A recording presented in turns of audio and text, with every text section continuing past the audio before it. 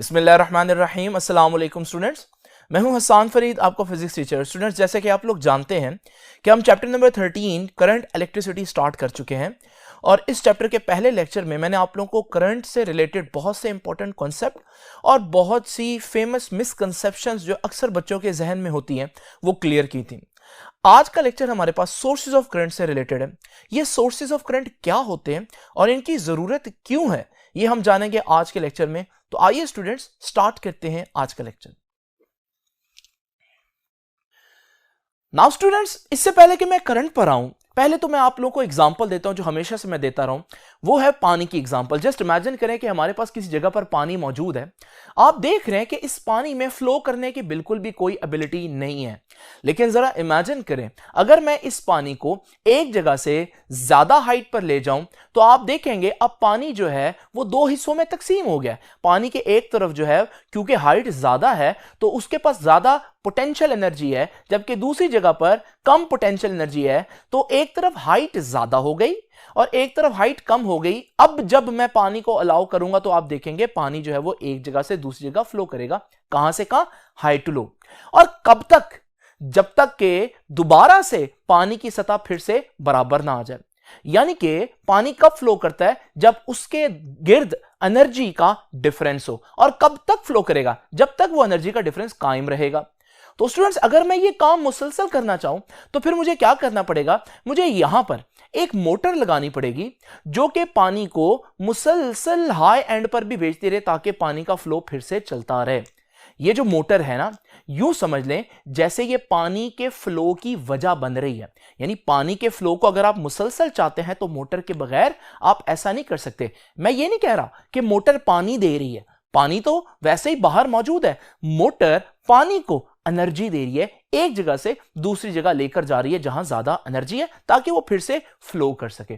तो स्टूडेंट्स, ये एग्जांपल अगर आपको समझ में आती है तो करंट को समझना बिल्कुल भी आपके लिए मुश्किल नहीं है। आप लोग जानते हैं कि हमारे पास वायर्स के अंदर जो है वो चार्जेस हमेशा से मौजूद होते हैं, लेकिन आप देखेंगे कि ये चार्जेस भी बिल्कुल ऐसे ही फ्लो नहीं करेंगे जैसे स्टार्ट में मैंने आपको बताया पानी फ्लो नहीं करेगा जब उसके दोनों तरफ एनर्जी सेम होगी। लेकिन अगर मैं किसी प्रोसेस से इस वायर के एक तरफ एनर्जी ज्यादा कर दूं, दूसरी तरफ एनर्जी कम कर दूं, तो अब फिर से हमारे पास ये जो वायर्स में चार्जेस हैं ये मूव करना शुरू कर देंगे, फ्लो करना शुरू कर देंगे। और मैं कहूंगा अब ये चार्जेस क्योंकि फ्लो कर रहे हैं तो वायर के अंदर करंट आ गया। लेकिन स्टूडेंट्स, जिस तरह से पानी में ऐसा करने के लिए मोटर चाहिए थी, तो वायर में ऐसा करने के लिए हमें कोई ना कोई मोटर जैसी चीज चाहिए होगी जो हमारे पास चार्जेस को फ्लो में रखे मुसलसल। स्टूडेंट्स, ऐसी चीज जो हमारे पास चार्जेस को मुसलसल फ्लो में रखे उसे हम बोलते हैं सोर्स ऑफ करंट। तो इसका मतलब सोर्स ऑफ करंट क्या है? इसकी मिसाल बिल्कुल ऐसे ही है जैसे पानी के केस में मोटर की एग्जांपल है। अगर आप चाहते हैं पानी के केस में पानी मुसलसल फ्लो करता रहे तो पानी को आपको लो एंड से या लो एनर्जी एंड से हाई एनर्जी एंड पर भेजने के लिए एक मोटर चाहिए। बिल्कुल इसी तरह से अगर आप चाहते हैं चार्जेस मुसलसल मूव करते रहें तो आपको चार्जेस को लो पोटेंशियल से हाई पोटेंशियल पर भेजने के लिए कोई सोर्स चाहिए। और वो सोर्स क्या करेगा? वो अपनी एनर्जी देकर आपको करंट प्रोवाइड करेगा। यहां से हम सोर्सेज ऑफ करंट की डेफिनेशन कर सकते हैं कि what are sources of current, कि what they do,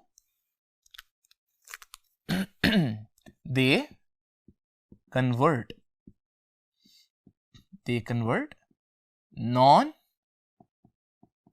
electrical energy. देखिए, उनके पास करंट तो नहीं है, उनके पास सोर्स के पास जो भी एनर्जी है वो बहरहाल करंट नहीं है, वो नॉन इलेक्ट्रिकल एनर्जी है। लेकिन जब आप सोर्स को अटैच करते हैं तो आपको करंट मिलता है। इसका मतलब वो अपनी नॉन इलेक्ट्रिकल एनर्जी से आपको इलेक्ट्रिकल एनर्जी प्रोवाइड कर रहा है। तो दे convert non electrical energy into electrical energy.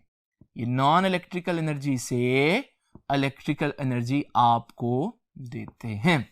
तो स्टूडेंट्स, ये तो था हमारे पास सोर्सेज ऑफ करंट का तारुफ। तो आप कह सकते हैं सोर्सेज क्या देते हैं? सोर्सेज जो है वो एनर्जी देते हैं, या फिर हम ये कह सकते हैं सोर्सेज जो है वो पोटेंशियल डिफरेंस प्रोवाइड करते हैं। मैं पोटेंशियल डिफरेंस का ज्यादा यूज इस वजह से नहीं कर सकता क्योंकि अभी तक हम लोगों ने पोटेंशियल डिफरेंस को डिटेल में नहीं देखा, जिसको हम ओहम्स लॉ में देखेंगे।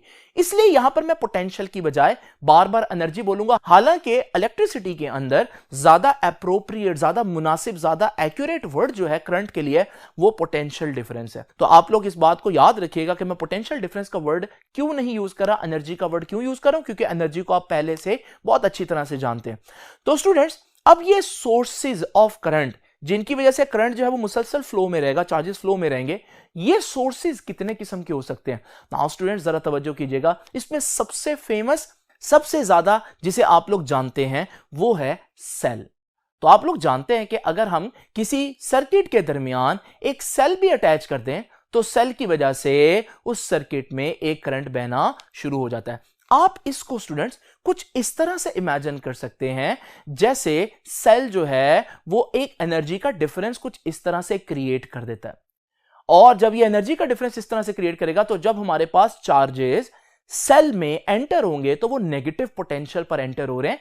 नेगेटिव पोटेंशियल को हम लो पोटेंशियल कहते हैं, और जब ये चार्जेस ऊपर पहुंचते हैं तो ये हमारे पास हाई पोटेंशियल पर आ चुके हैं, यानी इनके पास एनर्जी आ चुकी है। और अब आप जब इनको छोड़ेंगे तो ये खुद ब खुद मूव करते हुए फिर से सेल में दाखिल होंगे और फिर से एनर्जी गेन करेंगे और फिर उस एनर्जी को लूज करते हुए वापस आएंगे, और ये सर्किट जो है इस तरह से चलता रहेगा। ये एग्जांपल बिल्कुल वैसे ही है जैसे मैंने आप लोगों को बताया कि मोटर भी क्या करता है, मोटर भी पानी को एक एंड से उठाकर उसमें एनर्जी दे देता है क्योंकि उसको हाइट पर ले जाता है। जब वो एनर्जी बढ़ जाती है तो फिर वो पानी जो है वो मुसलसल मूव करता रहता है। तो स्टूडेंट्स, ये तो हमें थोड़ा सा आइडिया हो गया कि सेल का, लेकिन अब सेल एनर्जी कैसे प्रोवाइड करता है, इसके पास कौन सी एनर्जी होती है जो ये हमें इलेक्ट्रिकल एनर्जी दे पा रहा है। स्टूडेंट्स, अगर आपने कभी किसी सेल को खोला तो आप देखेंगे उस सेल के अंदर आपको केमिकल्स नजर आएंगे, यानी कि सेल बेसिकली क्या करता है, अपनी केमिकल एनर्जी से इलेक्ट्रिकल एनर्जी देता है। तो स्टूडेंट्स याद रखिएगा, सेल्स के केस में ये क्या करते हैं जी, they convert their chemical energy into electrical energy.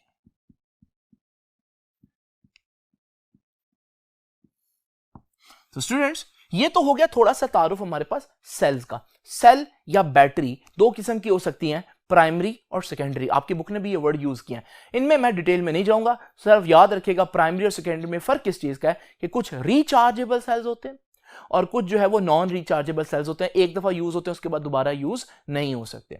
Students, क्या मेरे पास कोई और ऐसी चीज है सेल के अलावा जिसको मैं अगर वायर इसके साथ कनेक्ट करूं तो वायर में दोबारा से करंट प्रोड्यूस हो जाए?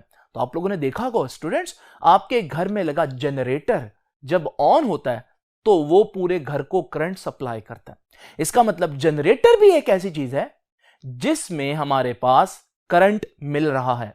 लेकिन जनरेटर ये करंट कैसे दे रहा है, ये भी बहुत सोचने वाली बात है। अगर हम जनरेटर के अंदर देखें तो हमें जनरेटर के कॉइल्स वगैरह बड़ी तेजी से मूव करते हुए नजर आएंगे, और ये जो मूवमेंट है, इस मूवमेंट को तो हम कहते हैं फिजिक्स में मैकेनिकल एनर्जी।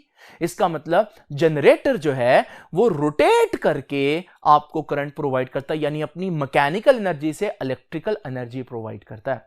तो स्टूडेंट्स याद रखिएगा, जनरेटर के केस में आप लोगों ने याद रखना है कि what generator do, they convert there mechanical energy. इनमें कोई केमिकल रिएक्शन नहीं होता, जैसे इसमें केमिकल रिएक्शन से केमिकल एनर्जी थी, यहां it converts mechanical energy. Generator जब घूमता है तो आपको इलेक्ट्रिकल एनर्जी प्रोवाइड करता है। तो they convert mechanical energy into electrical energy. लेकिन स्टूडेंट्स, अब इसके पास अगर मैकेनिकल एनर्जी है, इसके पास अगर मोशन है, तो वो मोशन कहां से आएगी? स्टूडेंट्स, अब इसके बड़े तरीके। आपके घर में जो जनरेटर है स्टूडेंट्स, अगर आप उसको देखें तो उस जनरेटर में डेफिनेटली कॉइल मूव कर रहा है, तो वो मैकेनिकल एनर्जी तो आ रही है, लेकिन कहां से आ रही है? आप इस जनरेटर के अंदर या तो पेट्रोल डालेंगे या डीजल डालेंगे या सुई गैस डालेंगे, कोई ऐसी चीज होगी जो इसको एनर्जी प्रोवाइड करेगी और ये घूमेगा और आपको करंट देगा। तो मैकेनिकल एनर्जी तो है, लेकिन वो मैकेनिकल एनर्जी खुद किसी और एनर्जी से आ रही है। इस केस में वो केमिकल्स के जलने की वजह से आ रही है, कंबस्टन की वजह से आ रही है।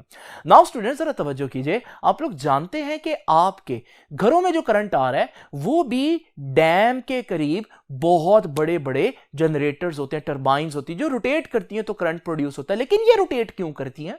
याद रखिएगा स्टूडेंट्स, इनके करीब हम बड़े बड़े डैम्स बनाते हैं, बारिश और सैलाब वगैरह के पानी को स्टोर कर लेते हैं। जब वो उस पानी को स्टोर कर लेते हैं तो वो बहुत हाइट पर स्टोर करते हैं, जिसकी वजह से इस पानी के अंदर आ जाती है ग्रेविटेशनल पोटेंशियल एनर्जी। और आपको मालूम है जब ये पानी को हम यहां से छोड़ेंगे तो ये पानी जो है वो मूव करते हुए जाकर टरबाइन को हिट करेगा। जब ये टरबाइन को हिट करेगा तो टरबाइन रोटेट करेगी और टरबाइन के रोटेट होने से आपको मालूम है कि करंट जो है वो जनरेट होगा। इस केस में ये भी जनरेटर ही है, लेकिन ये पानी की ग्रेविटेशनल पोटेंशियल एनर्जी को यूज करेगा टरबाइन को घुमाने के लिए। घर के जनरेटर कंबस्टन को यूज करते हैं टरबाइन को घुमाने के लिए, लेकिन क्योंकि अल्टीमेटली टरबाइन घूम रहा है, अल्टीमेटली है तो मैकेनिकल एनर्जी जिससे आपको करंट मिलेगा, इसलिए हम इनको कहेंगे जनरेटर ही। इसी तरह से स्टूडेंट्स आप एक और एग्जांपल देख लें। आप लोगों ने इस तरह की बड़ी बड़ी विंड टरबाइंस देखी होंगी। ये विंड टरबाइंस जो हैं उन इलाकों में लगाई जाती हैं जहां बहुत हवा के बड़े बड़े झक्कड़ चलते हैं, बहुत स्ट्रांग विंड चलती है। जब वो स्ट्रांग विंड इन ब्लेड्स पर आकर टकराती है तो ये ब्लेड्स रोटेट करती हैं। अगर आप इनके अंदर भी देखेंगे तो आपको पता चलेगा कि इसके अंदर भी छोटी सी टरबाइन ही लगी होती है। तो जब वो पंखा रोटेट करता है तो ये टरबाइन रोटेट करेगी, टरबाइन रोटेट करेगी तो आपको मालूम है करंट मिलेगा। लेकिन यहां पर ये करंट किस तरह से मिल रहा है? यहां पर ये करंट जो है विंड की पावर से मिल रहा है। तो ये भी हमारे पास अल्टीमेटली मैकेनिकल एनर्जी की वजह से करंट मिल रहा है, तो हम इसको भी जनरेटर ही कहेंगे, क्योंकि प्रिंसिपल तो सेम है ना।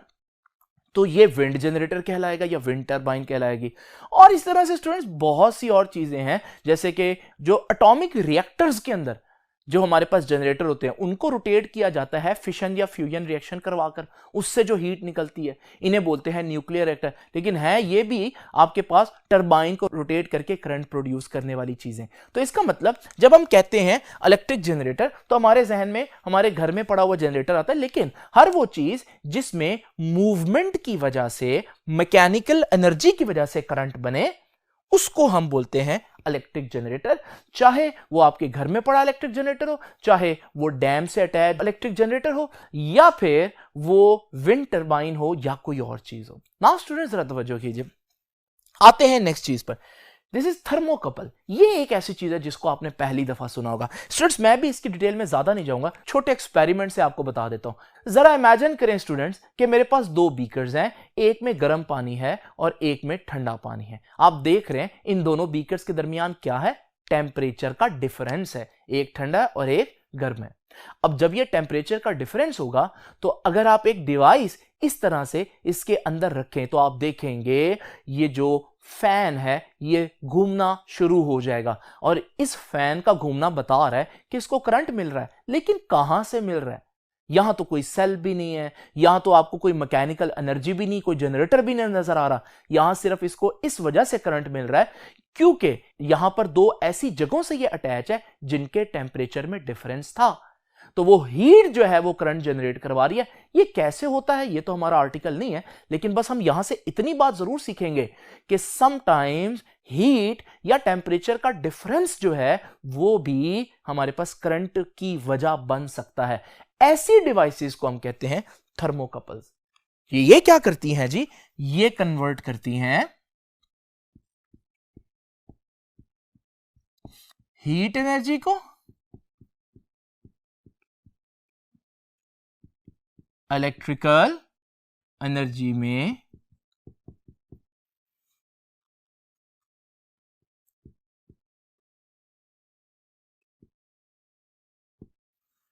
तो ये हीट एनर्जी को इलेक्ट्रिकल एनर्जी में कन्वर्ट करती है। नाउ स्टूडेंट्स आखिरी चीज जो कि थर्मोकपल्स की तरह नहीं है जो आप लोगों ने पहली दफा सुनी हो, बल्कि ये है सोलर सेल्स। सोलर सेल्स को आप लोग बहुत अच्छी तरह से जानते हैं। आप लोगों ने स्टूडेंट्स देखा होगा कि सम टाइम कुछ लोगों के घरों की छत पर इस तरह के बड़े बड़े सोलर पैनल्स लगे होते हैं। ये सोलर पैनल्स क्या कर रहे होते हैं? ये सूरज से आने वाली रोशनी से करंट बना रहे होते हैं, और ये सोलर पैनल्स अगर आपने किसी की छत पर देखे ना हो तो फिर भी आपने कैलकुलेटर के ऊपर ये सोलर पैनल जरूर देखे होंगे। ये ऐसे कैलकुलेटर्स जो हैं वो इवन बैटरी के बगैर भी काम कर सकते हैं अगर वो सोलर एनर्जी उनको मिल रही हो। तो इसका मतलब सोलर एनर्जी या सोलर सेल्स या सोलर पैनल्स क्या होते हैं, वो ऐसी डिवाइसेस होती हैं जो सनलाइट से डायरेक्ट करंट बनाती हैं। और इसमें सबसे जबरदस्त बात क्या है, सबसे जबरदस्त बात यह है कि सोलर सेल्स जो हैं वो रीन्यूएबल एनर्जी सोर्स यूज कर रहे हैं, यानी सनलाइट को यूज कर रहे हैं। सनलाइट तो कभी भी खत्म नहीं होगी, तो आप हमेशा के लिए ये एनर्जी ले सकते हैं। सेल्स जो है वो केमिकल यूज कर रहे हैं, केमिकल एक हद तक आपको अवेलेबल हो सकते हैं। इलेक्ट्रिक जनरेटर्स भी अल्टीमेटली कोई ना कोई केमिकल तो यूज कर रहे हैं, जैसे घरों में जो इलेक्ट्रिक जनरेटर है वो पेट्रोल यूज कर रहा है, तो पेट्रोल ने एक वक्त आना खत्म हो जाना है। लेकिन solar cells solar energy use कर रहे हैं, सनलाइट, और सनलाइट जो है हमेशा मिलती रहेगी जब तक कि सूरज हमारे पास मौजूद रहेगा। तो सोलर सेल्स क्या करते हैं जी, दे कन्वर्ट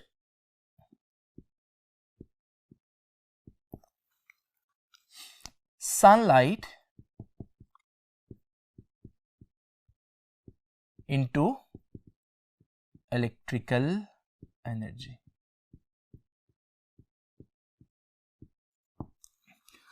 ये था हमारा आज का लेक्चर। आपसे अब इंशाल्लाह मुलाकात होगी नेक्स्ट लेक्चर में, तब तक के लिए अल्लाह हाफिज।